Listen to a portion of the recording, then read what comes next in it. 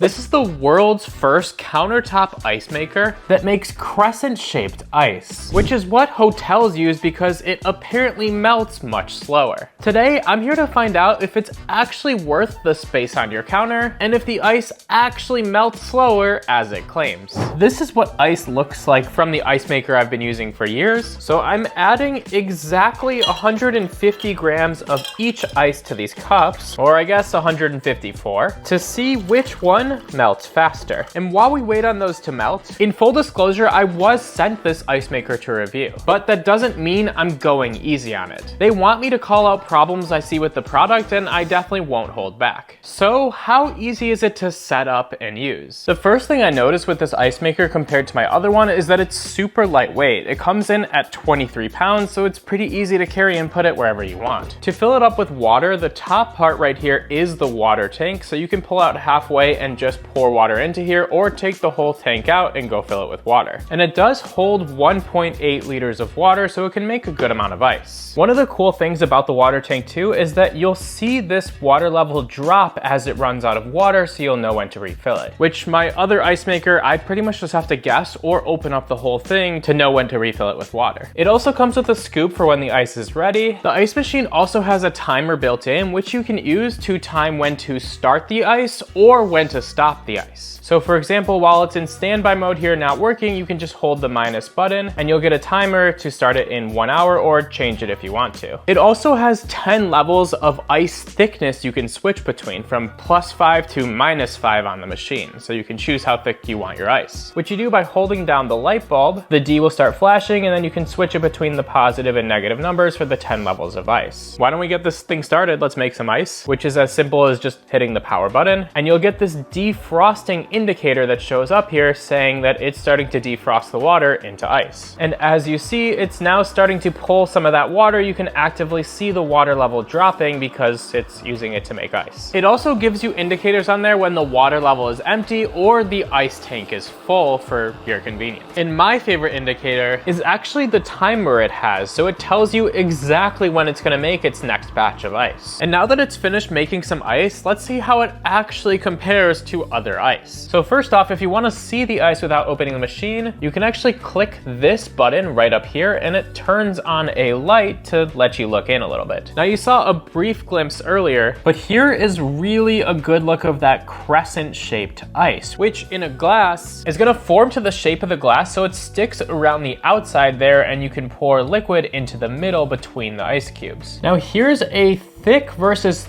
thin ice cube that this machine can make, so you can see there is a clear difference, although it's not the biggest difference in the world between the thickest and thinnest choices. Now, one of the other things it claims is that it makes super clear ice too. And you might have gotten a hint of that so far, but let's compare it to the ice from my freezer. Here is the ice that my freezer makes, and here is the ice from our ice machine. Clearly much clearer, which I guess doesn't make the biggest difference in the world for me, but it's probably much cleaner too as a result. It's also been about 45 minutes since we started our melting experiment, so let's check on the results of that too. Now visually, I think it's pretty clear that the ice from our ice machine has much more left in the glass, but we're also going to confirm that by actually weighing the remaining ice. So first I'm going to pour all the water through the strainer right here, keeping our ice in this. And this is what's left of our 150 grams of ice that we started with. And now the same for our other one. We're going to get rid of all the water. And this is what's left from our ice machine ice that I was previously using, which